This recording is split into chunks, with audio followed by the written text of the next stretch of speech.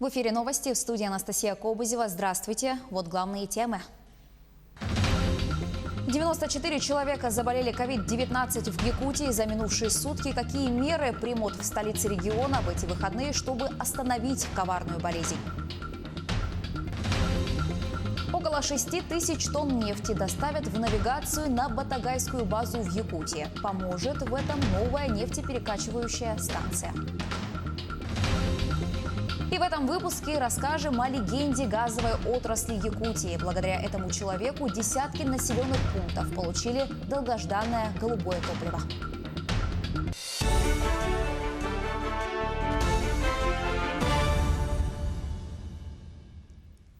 Еще 94 человека заболели COVID-19 в Якутии за минувшие сутки. Об этом сегодня сообщил глава региона Айсан Николаев в ходе брифинга по эпидситуации. Так, 56 новых случаев выявили в Якутске, 22 в Ленске, 8 новых случаев в Мегино-Кангаласском районе. Также Айсан Николаев объявил пятницу, субботу и воскресенье днями санитарной очистки города Якутска.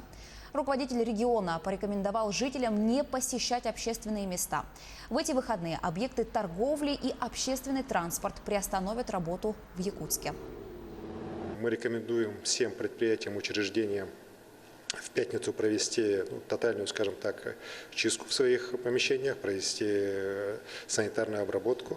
В субботу и воскресенье общественный транспорт города Якутска мы рекомендуем, чтобы он не запускался, не работал. В субботу, воскресенье также должна быть ограничена работа всех объектов торговли. Продовольственные магазины будут работать только в субботу, в воскресенье не будут работать. И в субботу, воскресенье все другие магазины, торговые точки должны быть закрыты. Мы считаем, и наши специалисты-эпидемиологи подтверждают, что в случае реализации этих мероприятий в течение 2 дней, если будет достигнуто максимальное социальное такое разделение, социальное дистанцирование жителей города Якутска, то ситуация будет переломлена, и эта позитивная, легкая динамика, которая сейчас у нас начинает появляться, она станет такой уже определяющей в дальнейшем развитии событий по борьбе с коронавирусной инфекцией в городе Якутске. Между тем, амбулаторные больные стали отображаться на карте «Стоп коронавирус Якутия». Они обозначены фиолетовым цветом. На портале можно ознакомиться с полной информацией по распространению коронавирусной инфекции в республике. К другим темам. Внимание к проблемам безработицы должно быть максимальным на всех уровнях власти. Такое заявление сделал президент России Владимир Путин на совещании по труду. Глава государства поддержал предложение о продлении срока выплаты пособий по безработице до 1 октября этого года. Речь идет о выплатах для тех, кто потерял работу после 1 марта и не смог трудоустроиться в 3-месячный срок. Если у человека истек срок выплаты пособия по безработице, достаточно будет обратиться с заявлением в службу занятости. На сегодняшний день количество официально зарегистрированных безработных в России составляет порядка 2 миллионов человек. Якутяне стали чаще пользоваться безналичной оплатой. За 3 месяца на территории региона совершено почти 96 миллионов операций на общую сумму 199 миллиардов рублей. По сравнению с аналогичным периодом прошлого года количество операций возросло на треть. Основная доля, это более 70% в общем количестве безналичных операций, приходится на оплату товаров и услуг. Сохраняется тенденция к сокращению сегмента операций по снятию наличных денежных средств на целых 16%. Энергетики Нерюнгринской ГРЭС приступили к поэтапному отключению отопления жилого сектора и социального фонда населенных пунктов. За короткие теплые месяцы им предстоит подготовить к зиме объекты Нерюнгринской ГРЭС и Чульманской ТЭЦ, продлить эксплуатационный ресурс оборудования и улучшить технико-экономические показатели. Перед завершением отопительного сезона нами запланированы мероприятия по испытанию тепловых сетей на максимальную расчетную температуру теплоносителя. Эти испытания проводятся 1 раз в 5 лет. Это позволит нам увидеть общее состояние тепловых сетей для того, чтобы своевременно принять меры по их ремонту. Кроме того, в ремонтную кампанию 2020 года нами запланированы работы по реконструкции сетевого узла водогрейной котельной, перекладка тепловых магистралей общей протяженностью около 5 километров, и ремонт 3 котлов на Чульманской ТЭЦ. Все работы мы планируем завершить до начала сентября 2020 года.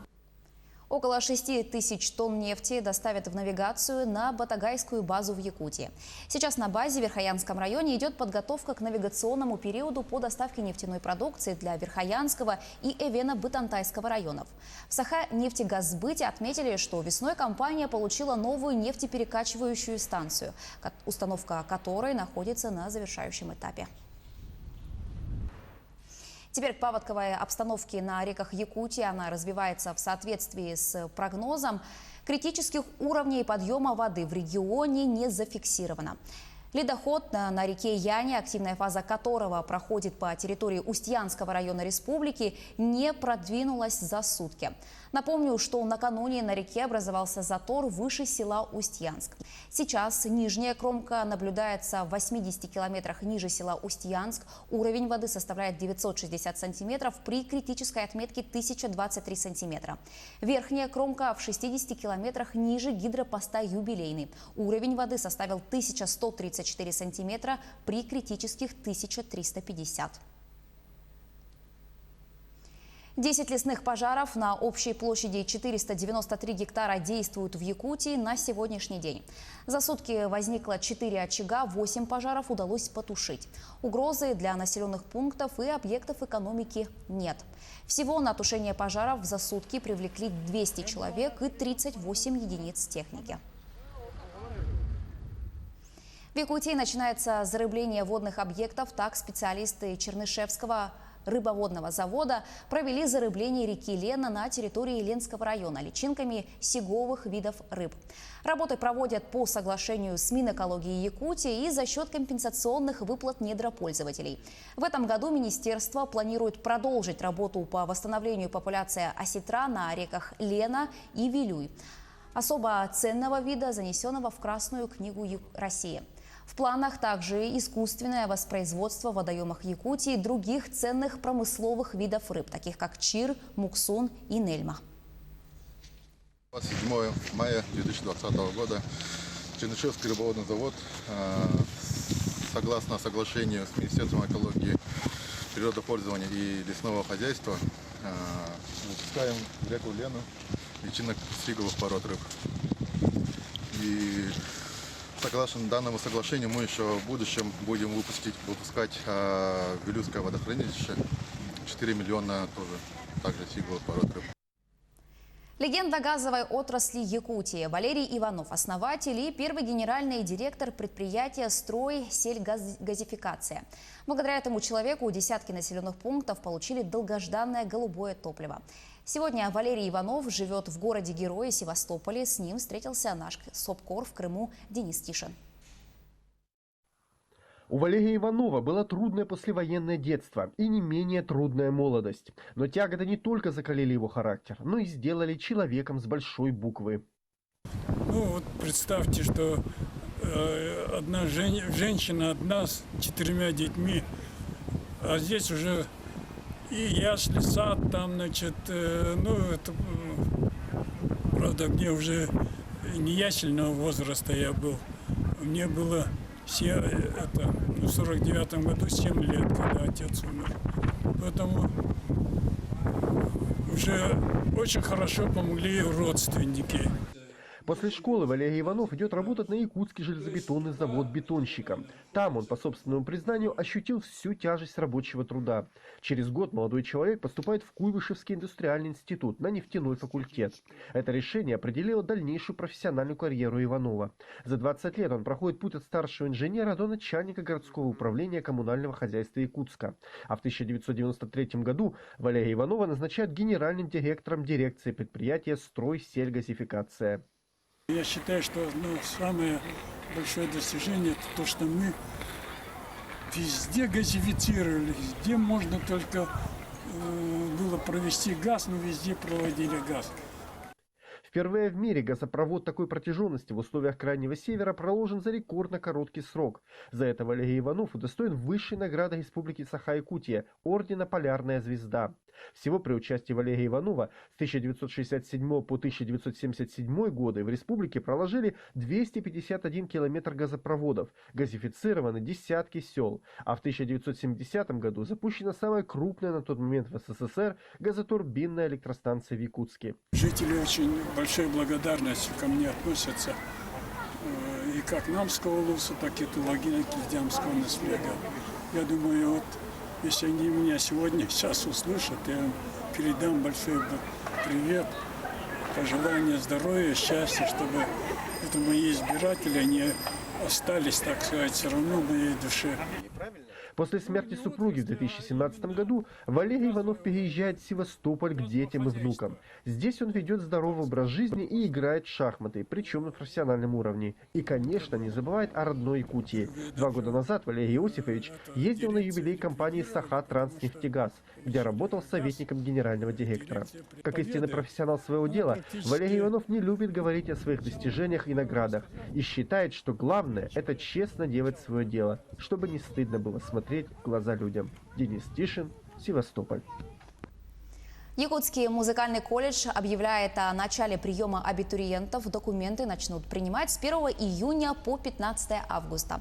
А вступительные экзамены пройдут с 24 по 29 августа. В колледж принимают детей, окончивших детские музыкальные школы, детские школы искусств, а также детей, обладающих хорошими музыкальными данными.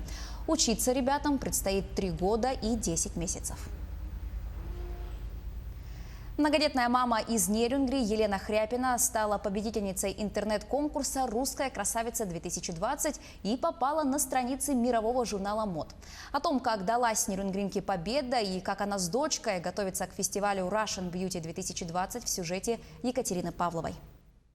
15-летняя дочь нерюнгринки Елены Хряпиной Юлия 2-й год занимается в модельной школе. Девушка должна была принять участие в конкурсе «Юная мисс Россия» в рамках фестиваля Russian Beauty 2020. Из-за пандемии конкурс был перенесен на более поздние сроки. Елена помогала дочери в организационных моментах. Так, маму заметили продюсеры и предложили самой принять участие в конкурсе. Даже никогда не задумывалась о том, что я могу принимать участие в конкурсах, тем более красоты. Семья меня поддержала.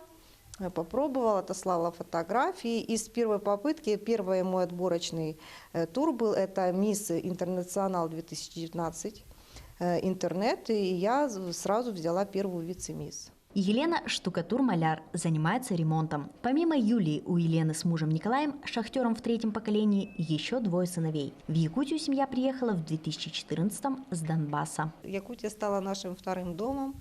И сейчас я горжусь тем, что я могу Саха-Якутию представлять уже на конкурсах.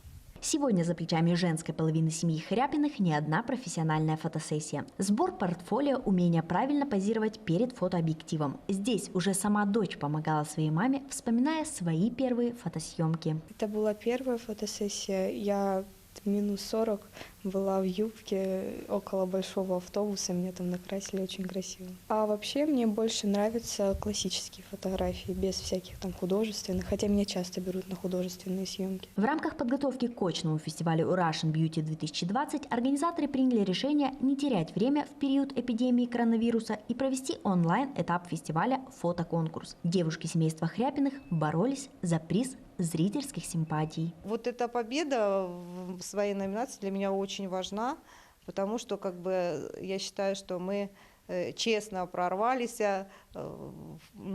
скажем так, в 3-ку. Не только красота, харизма, эмоциональность. Сейчас мы наблюдаем вообще в моделинге разноплановость. То есть модель может быть вообще нестандартная, и это приветствуется. Сегодня у девушек большие планы. Начать развивать индустрию моды в столице Южной Якутии, открыть модельное агентство, став представителями World Beauty. Благодаря конкурсам у жителей из разных городов и поселков Якутии появится возможность продемонстрировать себя квалифицированному жюри и всему миру. Ведь по своему опыту девушки знают, что у каждой есть шанс стать известной мировой моделью. Главное – поверить в себя. Екатерина Павлова, Сергей Козюра, Нерюнгри. К этой минуте у меня пока вся информация. Оставайтесь с нами и не переключайтесь.